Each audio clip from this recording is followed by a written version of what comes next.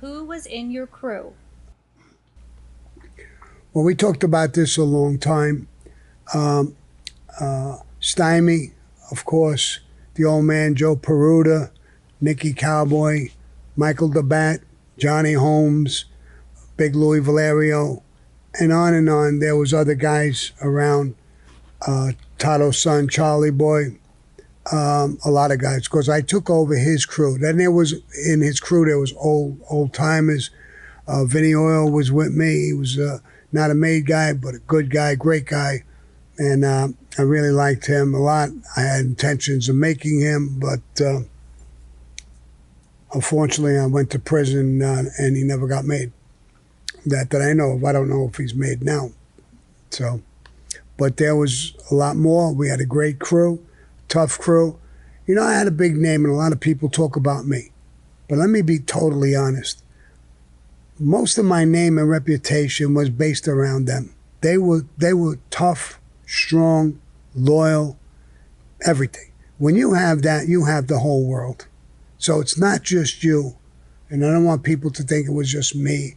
It wasn't. It was my crew. Great fucking crew.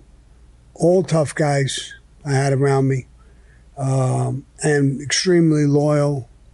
We got along with each other. You know, it was a perfect fit, our crew. And they were well known.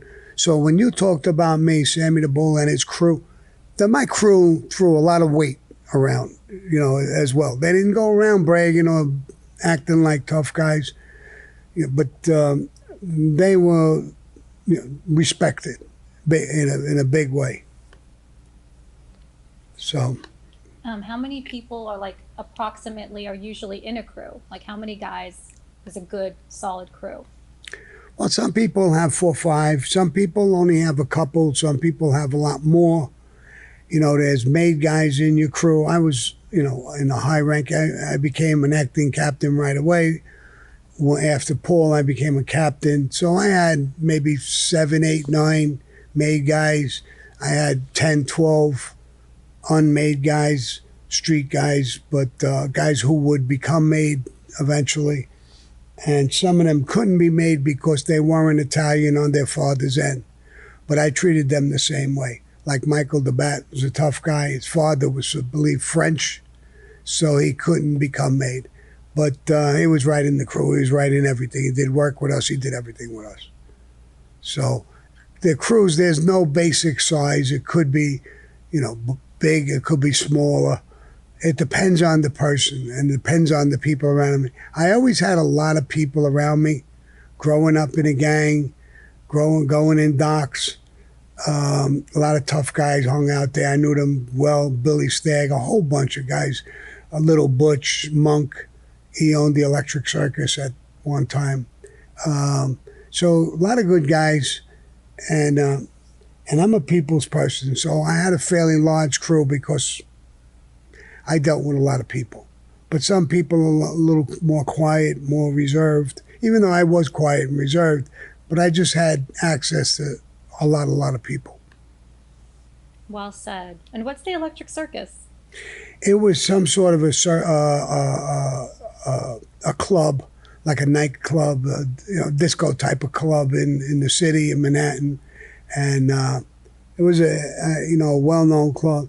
Madonna, when she first started, went there and she was singing there in the club when she was 16, 17 years old. So, you know, there was a lot of people there. A lot of people know the club. Some people remember it. Some people won't. That's really cool. Super chat from JB Weld. Is there a process for starting a new crew? And can a skipper have more than one crew? No. A skipper has one crew. Now, his members are in that crew, big or small, like before, like I just said, but he has one crew. Starting a crew, you could be a made guy and have a little crew. You could be in a gang and be the leader of the gang and have a little crew. Doesn't necessarily mean you have to be in the mafia. But as an associate, I had a few guys around me who were friends all the time before I got made. When I was made, I had, you know, a bigger crew. I had more power. When I became a captain, the crew got much bigger. And then I went on to become the acting consigliere of the family, and later on I became the underboss of the family under John Gotti after the Castellano thing.